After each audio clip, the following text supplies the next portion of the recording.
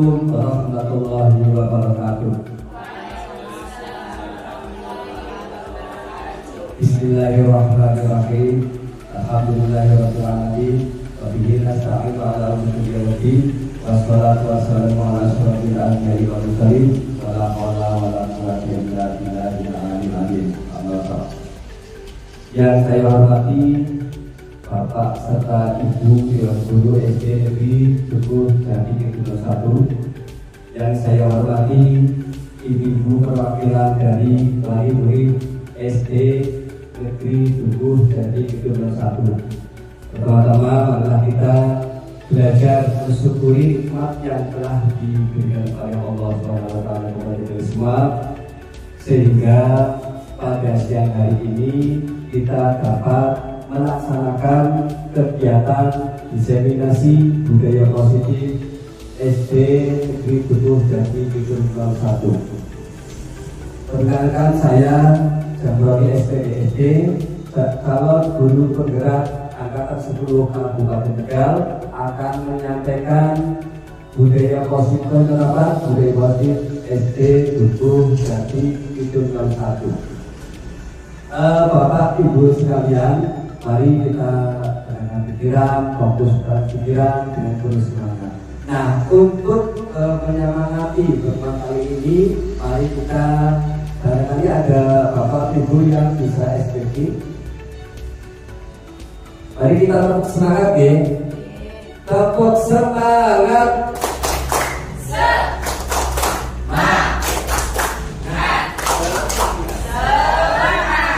Lagi ya. Tepuk semangat. Semangat.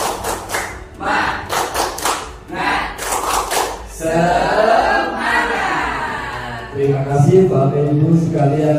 Tepuk tangan untuk kita semua. Bapak Ibu sekalian, di sini saya akan menyampaikan budaya positif. Sebelum ke materi barangkali dari Bapak Ibu sekalian ada yang mengerti atau tahu tentang apa itu budaya positif?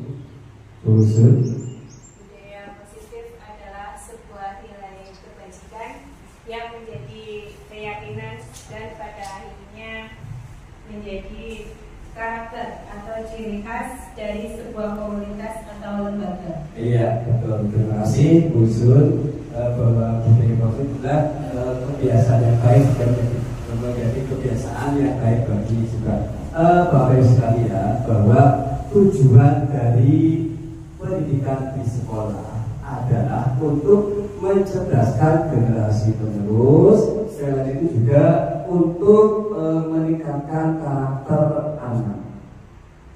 Untuk itu,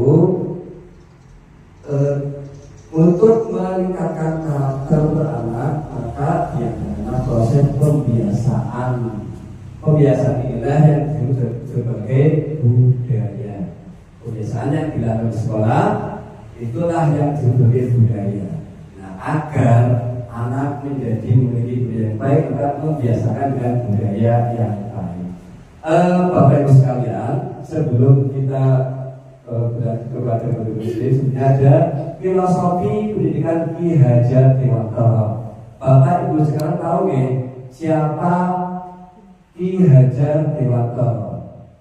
Siapa Bapak Ibu?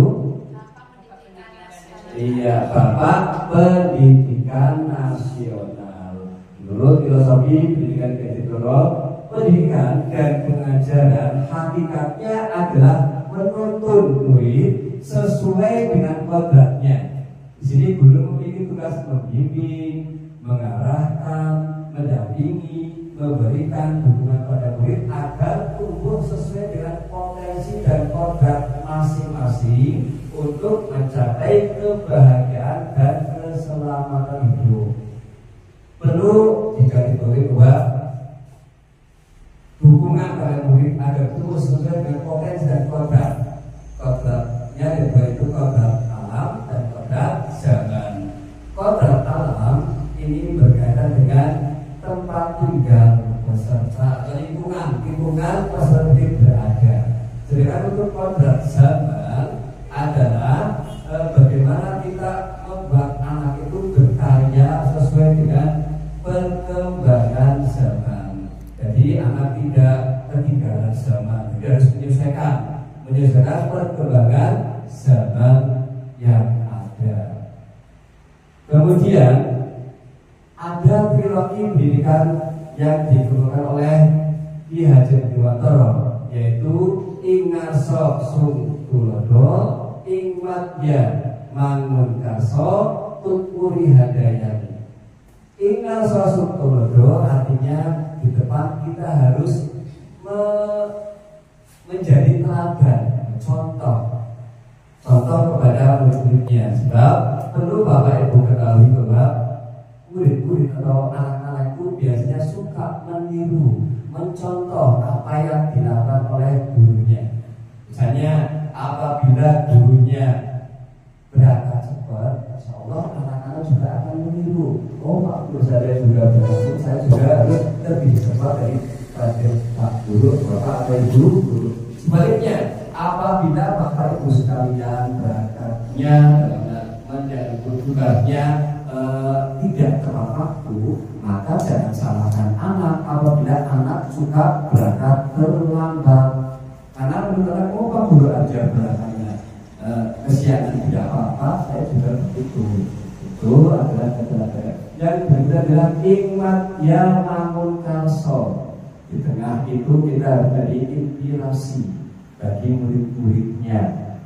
Biasanya murid-murid itu suka meniru ini. Saya ingin jadi seperti Bu Betty karena orangnya cerdas, maka saya seperti beliau. Itu dapat jadi inspirasi bagi murid-muridnya. Selain itu juga Bapak sekalian kalau bisa harus menjadi inspirasi bagi teman-teman yang lainnya. Guru sejawat, Bu Betty saja seperti itu, saya juga nanti harus bisa tidak seperti itu. Ya. Kemudian Tutpuri Handayani. Jadi tidak kali itu kita harus bisa mendorong atau membantu peserta didik kita agar dalam pelajarannya, sehingga guru diharapkan mampu mengantarkan muridnya berkembang sesuai dengan kodratnya untuk mencapai keselamatan dan kebahagiaan, baik kodrat alam maupun kodrat zaman. Nah sekarang apa yang terpenting saat ini dalam proses pembelajaran Bapak Ibu? Apa coba yang terpenting bagi Bapak Ibu ketika mengajar? Pelajaran yang menyenangkan dan baik pada murid. Iya, bagus. Terima kasih Bu Betty. Pembelajaran yang menyenangkan dan berpihak pada murid. Peran kita sebagai guru sangat penting Bapak Ibu untuk membangun budaya positif. Budaya positif yang dimaksud di sini adalah dengan menerapkan disiplin positif. Disiplin positif di sini dalam berinteraksi antara guru dengan siswa untuk mewujudkan visi sekolah yang berpusat pada siswa dan berdasarkan nilai-nilai kebajikan. Jadi ketika sekolah memiliki visi yang berpusat pada murid, maka kita perlu berinteraksi dengan guru, dengan lingkungan sekolah, dengan murid dan wali murid. Karena apa? Karena dengan kita melakukan seperti itu, berarti kita melaksanakan sesuai dasar nilai-nilai kebajikan yang kita kenal dengan profil pelajar Pancasila. Bapak sekalian, tentunya sudah tahu apa itu karakter profil pelajar Pancasila. Bu Betty.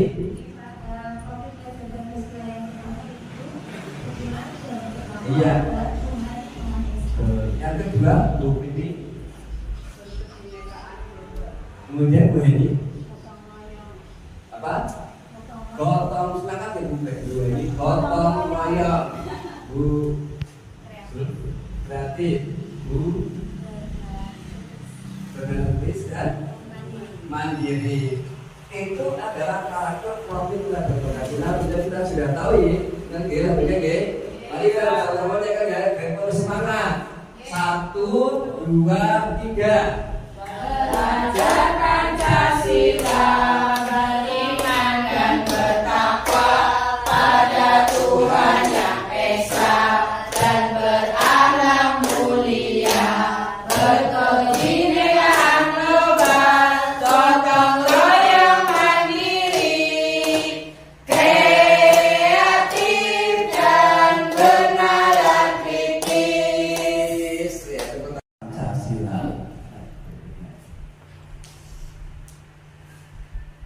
Berikutnya adalah budi pekerti.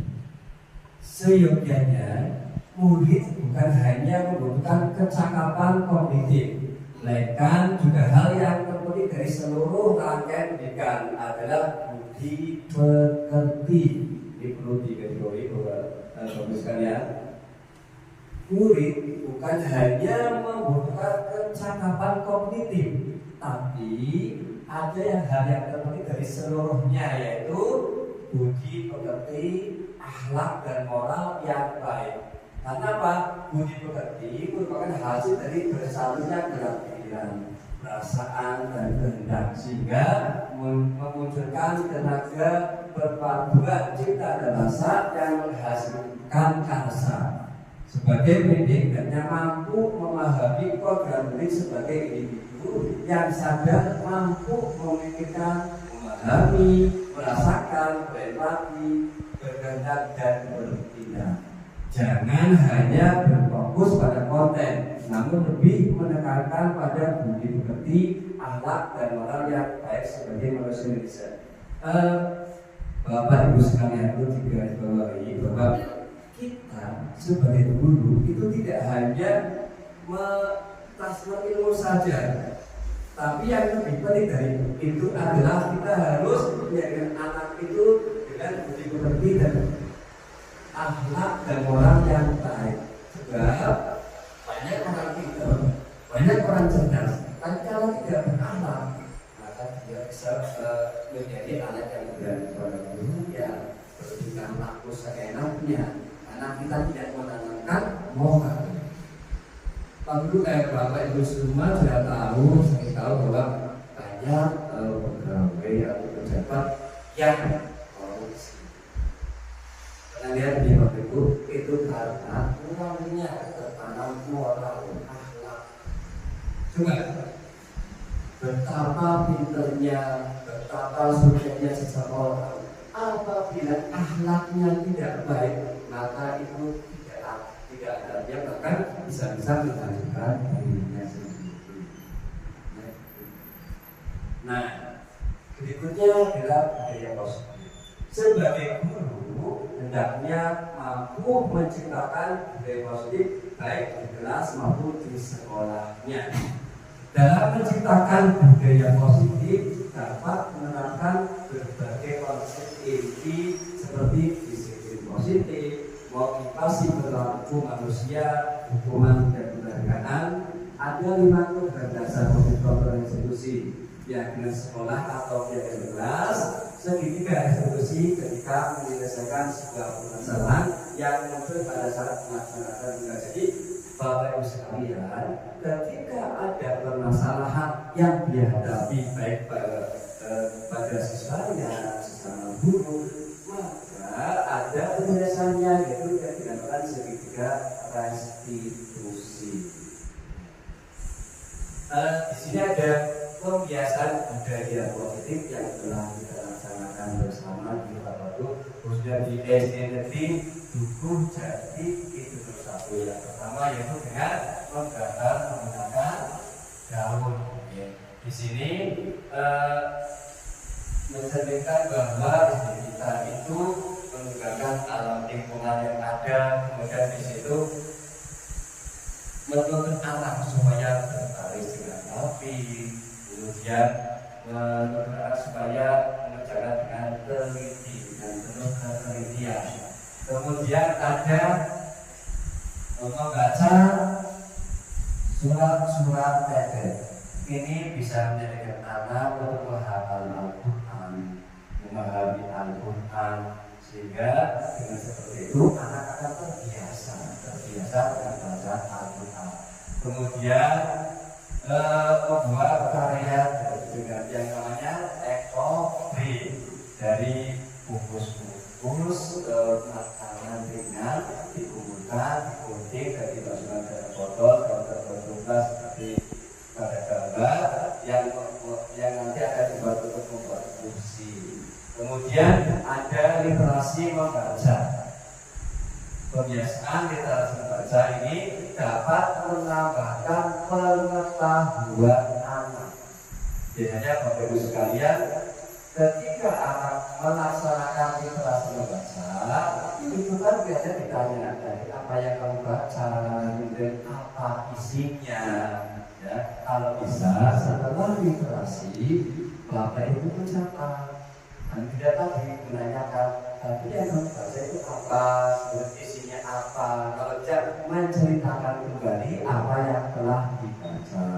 Jadi anak bisa memahami, oh tadi saya baca ini dengan itu, berarti menambah pengetahuan anak. Berikutnya adalah dengan 5S, senyum, sabar, salam, sopan, santun. Pertama tentu salam, membiasakan anak bersalaman dengan guru-gurunya, tapi tidak hanya dengan guru-gurunya, dan juga dengan orang lain. Berikutnya adalah berbaris sebelum masuk ke kelas. Ini membiasakan anak supaya berdisiplin, berbudaya antri juga masuk ke kelas. Apabila anak tidak dibiasakan dengan berbaris di depan kelas, maka anak berputar ketika masuk. Tapi kalau dibiasakan berbaris di depan kelas, maka anak bisa mengenal dengan apa yang namanya budaya antri. Kemudian ketika berikutnya adalah pembelajaran kerja kelompok. Ini mengajarkan kepada mereka bagaimana kita berkolaborasi terhubungan dengan teman-teman yang lainnya. Apabila ada teman yang tidak bisa, maka teman yang lain bisa membantu. Bapak Ibu sekalian, ketika kita mendengar kata disiplin, apa yang terbenak di hati ibu Bapak Ibu sekalian? Disiplin apa Bapak Ibu? Tertib, nanti aturan, tepat waktu, apa maksudnya? Aturan, taat gitu. Kebanyakan orang akan menghubungkan kata disiplin dengan tata tertib, teratur, dan kepatuhan pada peraturan. Kata disiplin juga sering dihubungkan dengan hukuman.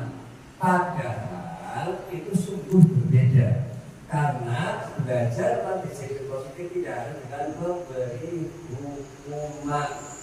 Justru itu adalah salah satu aturan terakhir, dan kalau perlu tidak digunakan sama sekali. Jadi para bapak sekalian, jadi ketika kita mendapati anak yang melanggar, kalau bisa jangan dihukum, apalagi hukumannya berupa hukum positif ataupun berbalik. Nah, sebagai pendidik, kita adalah menciptakan anak-anak yang memiliki disiplin diri, sehingga mereka bisa berperilaku dengan mengacu pada nilai-nilai kebajikan universal dan memiliki motivasi intrinsik, bukan ekstrinsik. Motivasi intrinsik berarti motivasi dari dalam diri anak itu sendiri. Artinya anak itu menyadari, ya, jadi tanpa didorong oleh bapak ibu, tapi dia menyadari, oh tadi saya berbuat ini salah, oleh karena saya harus memperbaikinya. Tapi itu yang dari dalam anak. Kalau intrinsik, bukan ekstrinsik. Kalau ekstrinsik itu anak akan melakukan sesuatu karena adanya misalnya hukuman, kamu akan dihukum jika tidak melaksanakan tugas, atau karena akan mendapat ini hadiah, saya melaksanakan ini karena hadiah. Jadi ketika hadiah tidak diberikan, maka anak itu tidak akan melaksanakan tugas. Itu namanya motivasi ekstrinsik. Membahas tentang budaya positif diawali dengan perubahan paradigma, stimulus, dan teori kontrol. Di sini yang bisa kita gunakan untuk mengajar kepada anak-anak kita menggunakan teori stimulus respon yang sekarang saya ingin belajar tentang teori kontrol. Nah, mari kita lihat perbedaannya. Stimulus respon, perilaku buruk dilihat sebagai suatu kesalahan. Pada stimulus respon biasanya anak yang berperilaku buruk atau dinilai nakal Hanya pada stimulus level ini kita hanya mengecap anak itu yang berperilaku buruk. Misalnya ada anak yang sering keluar, tidak keluar, tetap keluar. Alasannya mau ke belakang. Dalam 1 menit ada berapa kali izin keluar, 5 kali, 5 kali. Itu ini stimulus respon. Kemudian ada anak yang kalau diajar selalu bergurau, selalu ramai dengan sendirinya. Kemudian teori kontrol, teori kontrol semua perilaku tujuan atau alasan dari anak melakukan sesuatu mungkin karena salah satu tujuannya ini.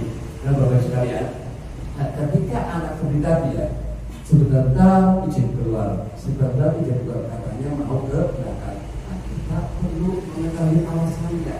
Kenapa kamu selalu berjalan terus? Apa yang kamu lakukan di luar sana? Jadi kita perlu mengetahui alasannya. Seperti ketika mendapati anak yang selalu ribut atau selalu ramai atau selalu tidak memperhatikan ketika dalam pembelajaran, maka kita perlu tahu alasannya apa. Mengapa kamu selalu ketika Pak Guru atau Bu Guru belajar kok selalu ramai, selalu tidak memperhatikan, dan kalau tidak diberi tugas kok kenapa mengerjakannya bergaya-gaya atau asal-asalan saja. Nah, sekarang ada sebuah pertanyaan, apakah Bapak Ibu sekalian itu dengan saudara ini? Yang pertama, mendisiplinkan anak dengan hukuman, anak harus dipaksa dulu, nanti akan terbiasa. Setuju nggak Bapak Ibu? Setuju nggak? Setuju nggak? Ya. Kenapa mendisiplinkan anak dengan hukuman, anak harus dipaksa dulu, nanti akan terbiasa? Jadi kenapa tidak setuju? Salah satu pernyataan bahwa yang mendisiplinkan anak dengan hukuman harus dipaksa dulu, nanti akan menjadi terbiasa. Nah, di sini saya kurang setuju karena dengan adanya hukuman seperti ini, maka anak mungkin akan lebih takut dan nanti ke depannya lagi anak akan melakukan seperti itu lagi. Menurut saya seperti itu. Ada lagi untuk yang berikutnya bahwa dengan adanya hukuman ini mungkin mereka salah satunya itu untuk mengekspresikan dalam artian potensi anak itu ya mungkin barangkali ingin salah satunya dalam program ingin mencari perhatian di salah satu guru yang ada di sekolah ini. Mungkin hanya itu. Iya. Terima kasih, tepuk tangan untuk Bu Budi. Jadi mendisiplinkan anak dengan hukuman ini biasanya bersifat sesaat. Anak itu akan melakukan tugas karena takut dihukum. Setelah itu dia tidak pernah melakukan tugas lagi kalau tidak ada hukumannya. Jadi sesaat saja. Kemudian pertanyaan kedua, pemberian hukuman dengan hal positif dapat meningkatkan disiplin. Setuju atau tidak Bapak? Setuju? Tidak. Pemberian hukuman dengan hal positif dapat meningkatkan disiplin anak. Setuju atau tidak? Iya. Kalau kurang setuju apa bergantian misalnya? Mungkin di sini kita dilema ya Pak antara setuju dan tidak, walaupun hukumannya positif, tetapi tetap saja yang namanya hukuman itu tidak memberikan efek jerah, karena yang namanya hukuman berarti itu akan memberikan seperti yang tadi Bu Vivi jelaskan, memberikan ketakutan pada anak. Jadi hanya bersifat sementara. Jadi anak itu mematuhi karena aku dihukum, mematuhi karena nanti itu bisa memberikan ibaratnya sesuatu hal yang tidak dia sukai. Tetapi walaupun hal itu positif, misalnya itu hukuman yang positif itu kan tertulis misalnya ya Pak, ya mungkin seperti itu, hanya bersifat sementara. Berarti seperti yang tadi Bapak jelaskan, hanya bersifat ekstrinsik ya Pak, bukan disiplin intrinsik, karena bukan kemauan ya, walaupun itu sifatnya positif. Iya, terima kasih Bu Beri, tepuk tangan untuk Bu Beri. Jadi aku tanya Ibu Beri bahwa dalam memberikan itu jangan menghukum dengan berupa fisik ataupun verbal, sehingga yang menyebabkan anak itu bisa trauma. Nah, sekali lagi yang perlu digarisbawahi, ketika bapak ibu menghukum anak, ketika anak itu melaksanakan atau melakukan pelanggaran kesalahan, jangan sekali-kali menghukum dengan berupa fisik atau verbal atau perkataan yang membuat anak itu bisa trauma. Anak itu bisa berkepanjangan sehingga bisa menghambat prestasi anak itu sendiri. Kemudian pertanyaan ketiga, pemberian penghargaan dapat meningkatkan motivasi belajar anak. Setuju tidak Bapak Ibu? Setuju. Ya Bu Heni, setuju. Apa alasannya Bu Heni? Kenapa setuju? Karena dengan pemberian hadiah merupakan alat pendidikan yang berguna untuk mendorong anak melakukan perbuatan yang lebih baik. Ya, terima kasih. Tepuk tangan untuk Bu Heni. Di sini yang perlu digarisbawahi sekalian bahwa pemberian penghargaan atau hadiah itu tidak harus berupa barang di para pegawai. Dia juga dengan pujian, lulusan. Dengan misalnya kita lihat itu ya, nanti anak semangat kok aku ini di alam. Tadi saya di alam dulu, maka saya harus saya harus nanti di alam. Tidak boleh berupa barang. Misalnya ketika anak mengenal saya mengenai Islam, nanti saya beri dia apa yang peminat apa. Tidak harus seperti itu. Sudah pujian atau lulusan yang kasih sayang. Kemudian disiplin positif.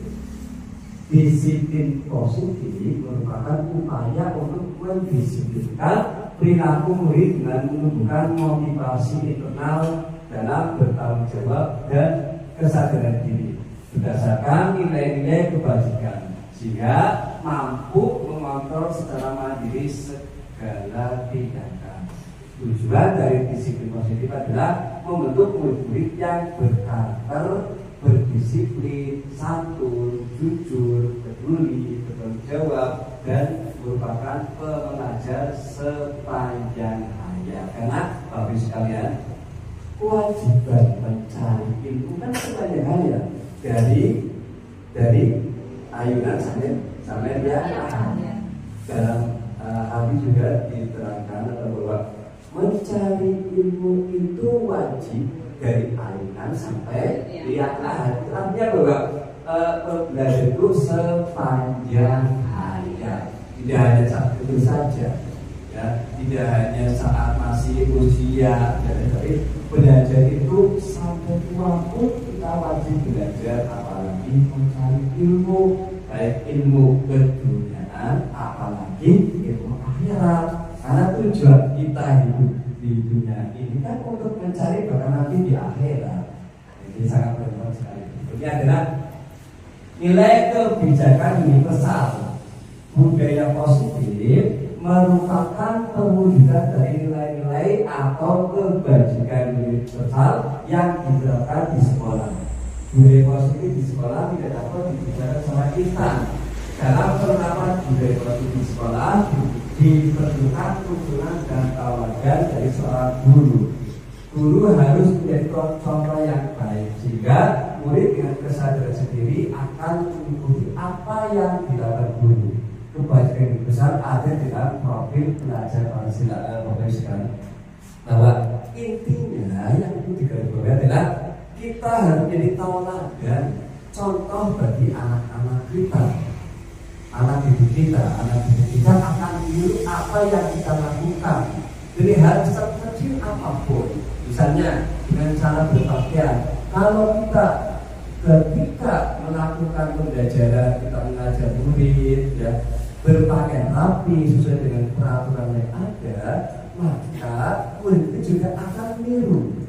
Oh, Pak Guru juga ketika mengajar kami pakaiannya rapi, sopan, maka saya juga harus seperti itu, ingin meniru apa yang Ibu lakukan, apa yang ingin Bapak lakukan. Jadi sekali lagi, teladan atau contoh itu sangat penting bagi kita sebagai guru untuk mendidik anak-anak kita. Ini sesuai dengan nilai-nilai kebajikan, yaitu sesuai dengan karakter profil pelajar Pancasila, yaitu beriman, bertakwa kepada Tuhan Yang Maha Esa, dan berakhlak mulia, mandiri, bernanalitis, berkepentingan global, berkedaulatan dan kreatif. Nah, bagaimana sih kita memotivasi perilaku manusia kepada anak didik kita?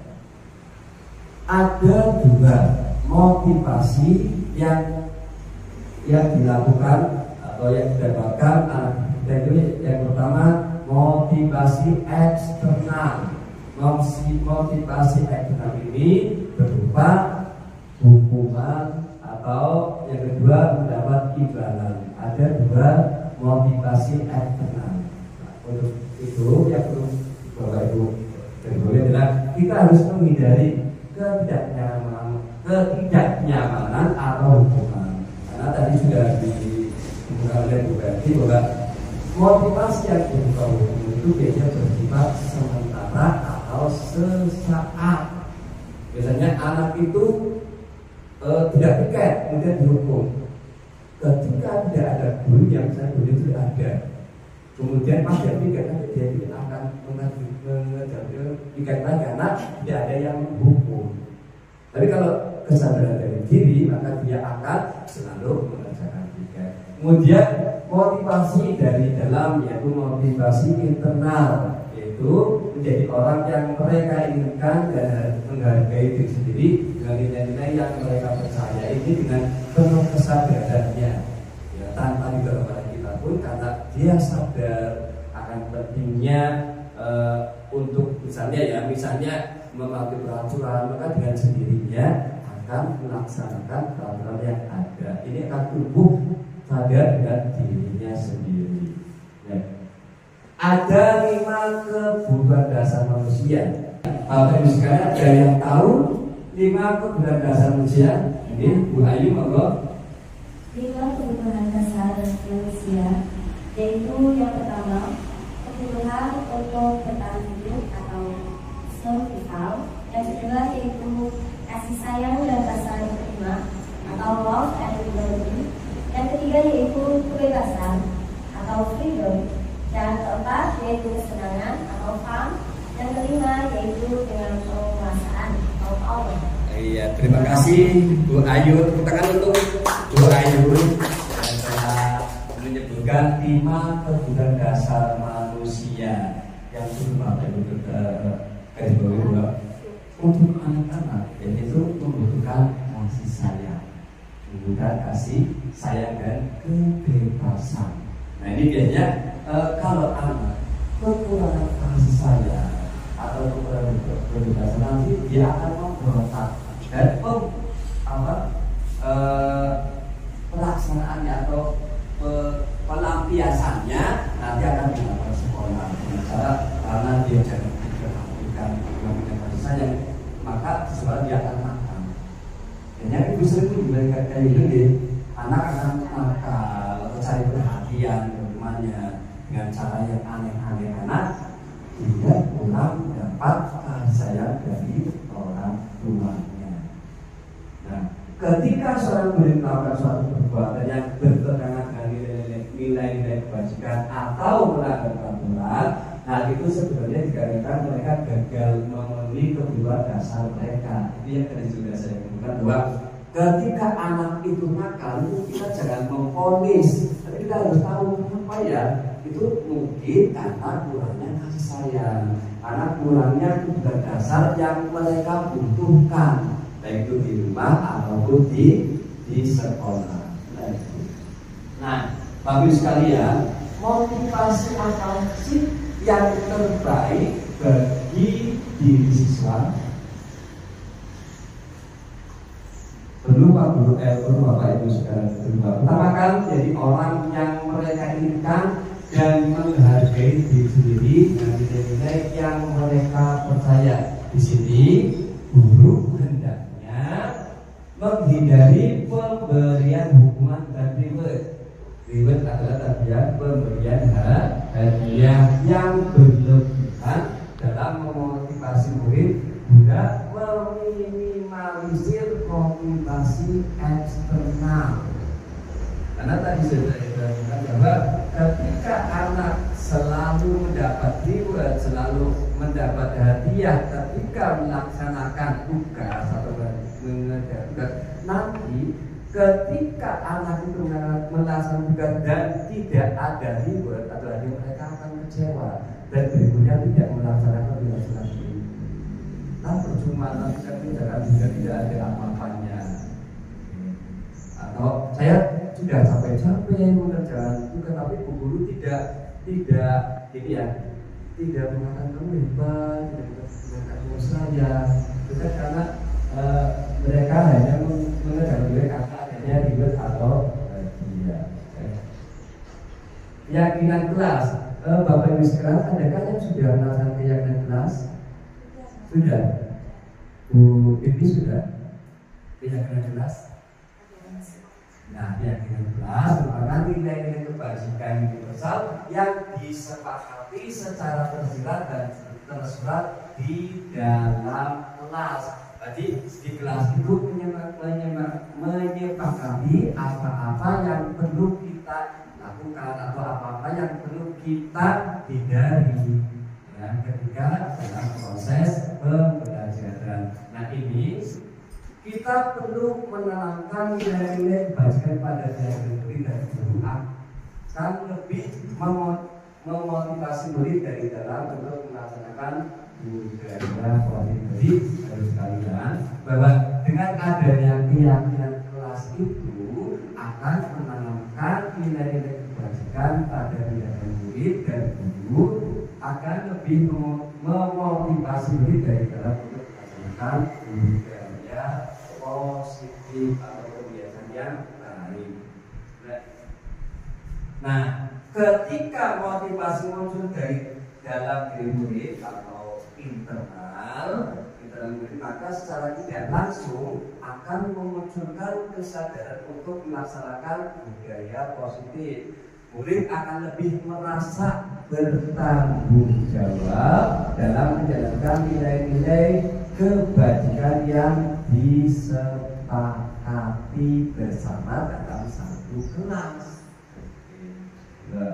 Nah, ada posisi konform restitusi. Bapak Ibu sekalian, adakah Bapak Ibu sekalian yang menjumpai atau menemukan masalah di kelas Bapak Ibu sekalian yang berkaitan dengan anak-anak didik kita? Bapak Ibu sekalian, ada yang mengalami masalah di kelas?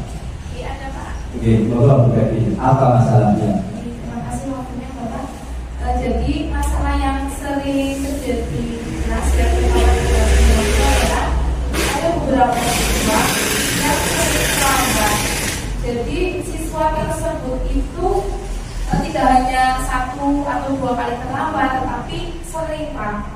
Sudah diingatkan tetapi diulangi lagi. Mungkin saya butuh penjelasan Bapak tentang posisi kontrol atau restitusi yang bagaimana sih yang harus dilakukan untuk mensikapi hal tersebut. Terima kasih Bu Betty atas masalahnya yang dikemukakan, itu berkaitan dengan anak yang sering terlambat.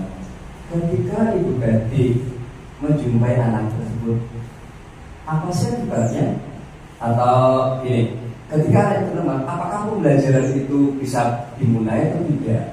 Ketika ada siswa yang terlambat, otomatis pembelajaran itu waktunya itu akan berkurang. Karena terganggu sih ya Pak. Seharusnya pembelajaran, tetapi harus menghadapi siswa yang terlambat untuk agar tidak menimbulkan kecemburuan sosial bagi siswa yang sudah disiplin. Berarti ketika itu pembelajaran sudah dimulai, tapi karena ada terjeda ketika anak itu baru berangkat. Ada 5 konsekuensi restitusi itu sebagai penghukum, pembuat merasa bersalah, sebagai teman, sebagai pemantau, sebagai manajer. Nah, posisi kontrol sebagai penghukum, guru penghukum sering menggunakan hukuman fisik maupun verbal. Guru yang menjalankan posisi hukum senantiasa mengatakan bahwa sekolah memerlukan sistem atau alat yang dapat lebih menekan murid-murid lebih dalam tadi.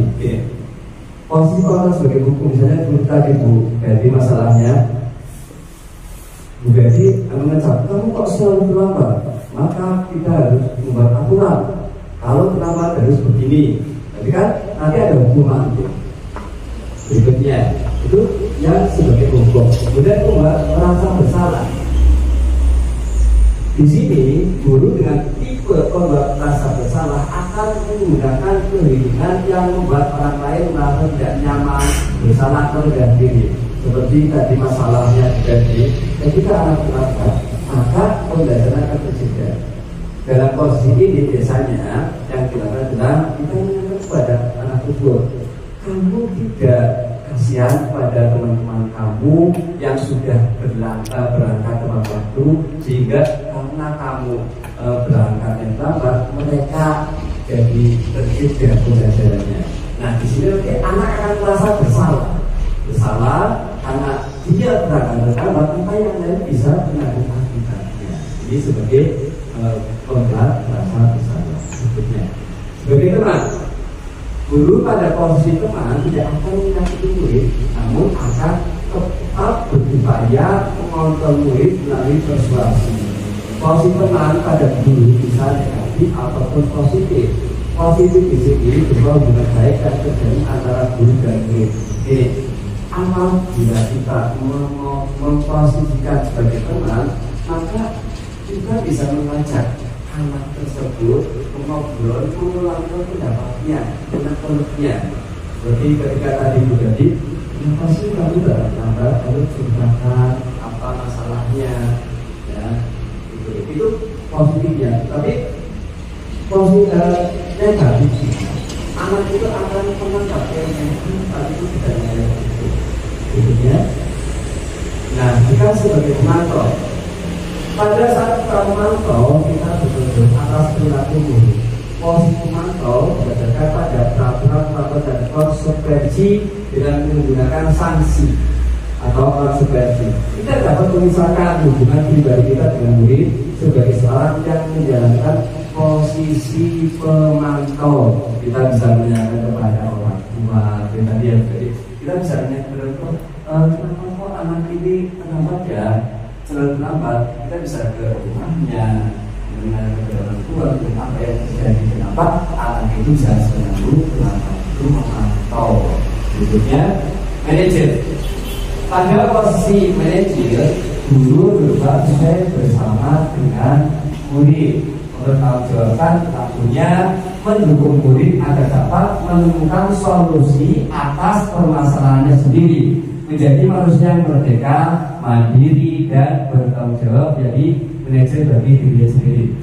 Bapak sekalian, ketika posisi kita sebagai manajer, maka kita akan menyelesaikan masalah seperti yang tadi Bu tadi mengatakan bahwa ketika anak itu sendiri terlambat, kita akan menggunakan anak itu, kita tanyai kenapa kamu terlambat, alasannya apa, kemudian kita menyatakan kalau kamu terlambat itu yang kamu lakukan itu merugikan orang lain atau tidak.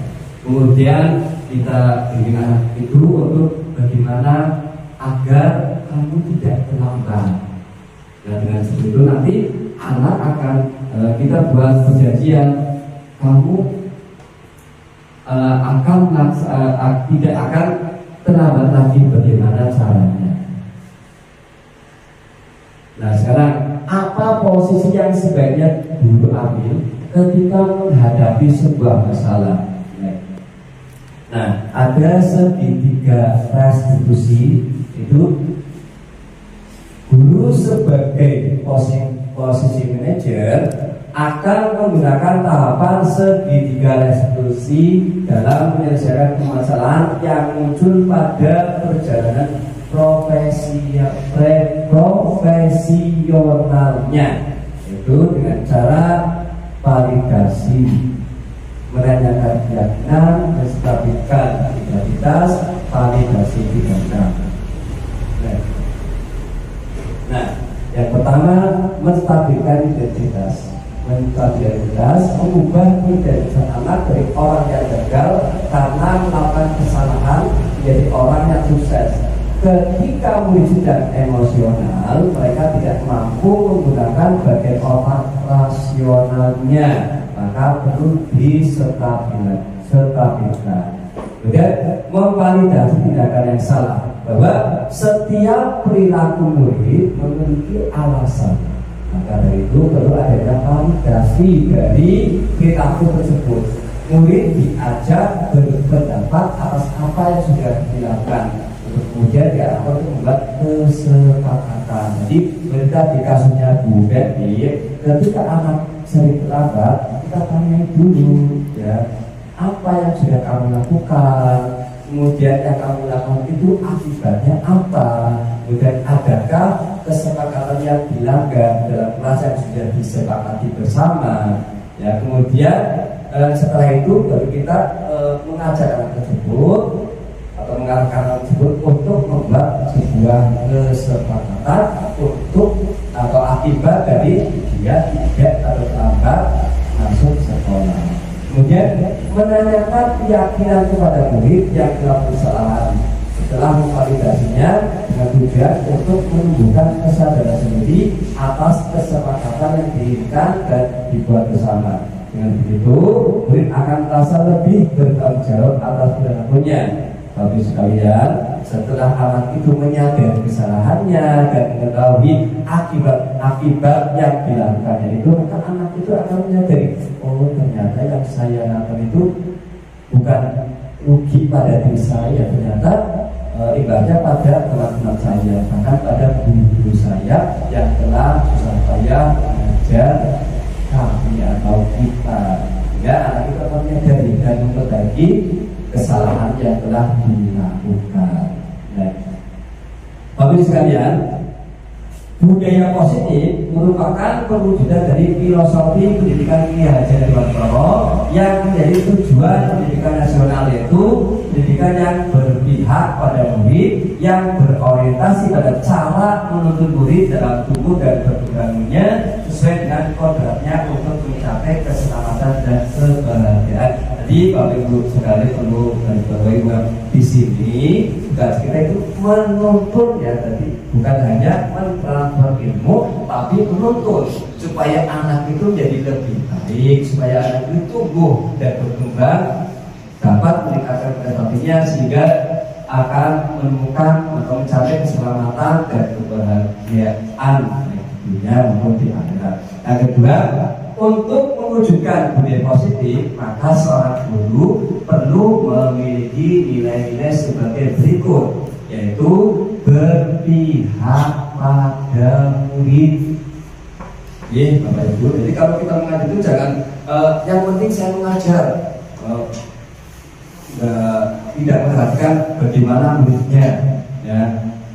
Walaupun muridnya kan kemampuan muridnya juga berbeda. Ya. Kemudian itu juga harus mandiri, reflektif, kolaboratif, reflektif. Itu berarti kita harus berefleksi. Apalagi kita sebagai seorang guru itu ketika ada teman sejawat kita yang mengingatkan atau mengingatkan atau memberikan masukan, maka kita harus menerima dengan lapang dada. Jangan merasa saya sudah benar kok diingatkan, jangan. Tapi untuk meningkatkan kompetensi kita, maka kita harus menerima masukan dari teman sejawat. Kemudian kolaboratif, kita harus selalu mengajar kepada anak untuk selalu bekerja sama. Dan yang kita lakukan ketika anak-anak itu dalam diskusi di kelas. Tapi tidak hanya itu, Bapak Ibu sekalian.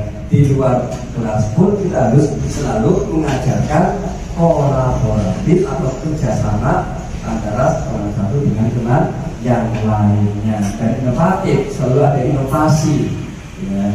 Kemudian guru juga harus mampu menjadi pemimpin pembelajaran.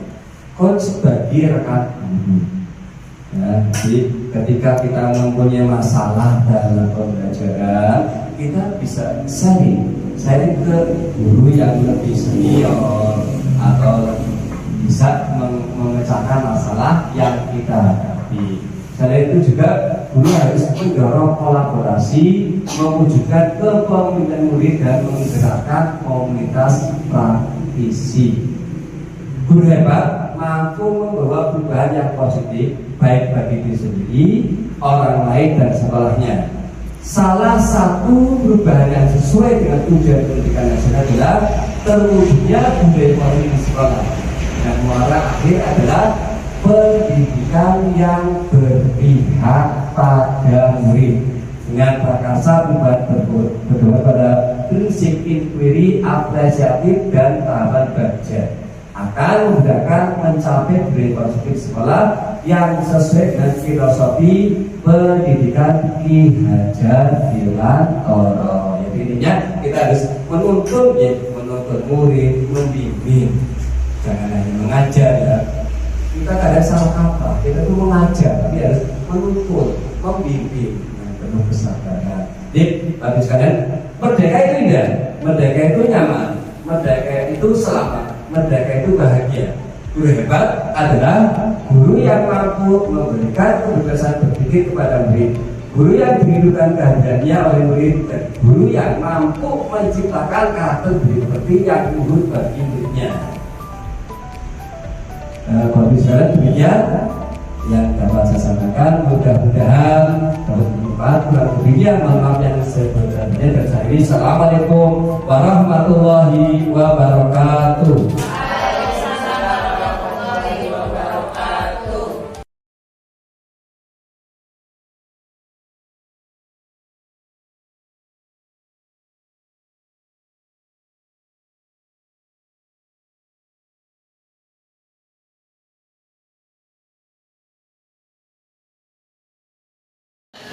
Jangan deh. Ya. Siap dah, mulai.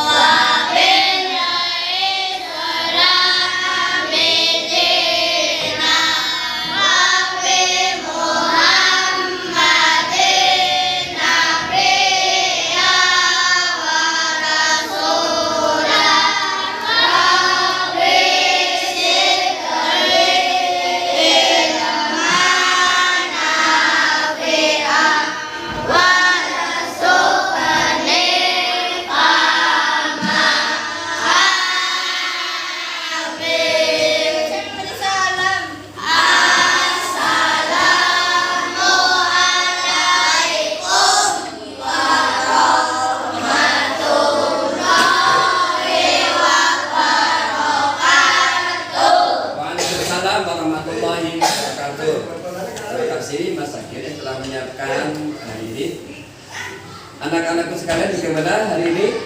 Sehat semuanya? Alhamdulillah. Luar biasa. Allahu Akbar. Ya, mudah-mudahan hari ini kita diberi kelancaran ya. Kegiatan hari ini adalah literasi. Kemarin kamu sudah membuat kesepakatan kelas. Ada yang tahu kemarin apa ya kesepakatan kelas? Ya Pak Mas Komar? Kesepakatan yang telah disepakati bersama. Iya betul, kesepakatan yang telah disepakati bersama. Tepuk tangan untuk Pak Mas.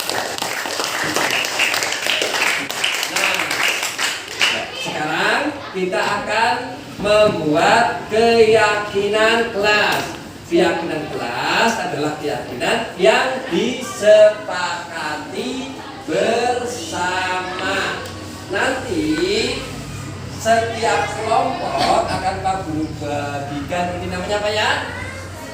Nah, kamu siapkan pensilnya, setiap kelompok nanti dimusyawarahkan dan perwakilannya nanti memasangkan pilot yang sudah terisi dan ditempelkan ke sini. kelompok 1, kemudian kelompok 2, kelompok 3,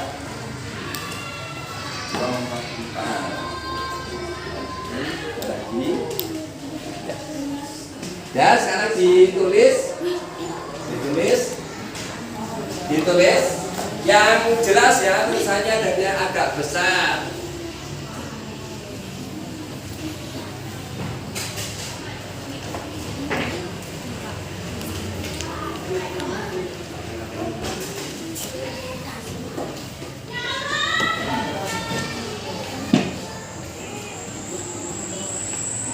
Tidak, kalau sudah perwakilan kelompoknya maju menempelkan. Ya, maju.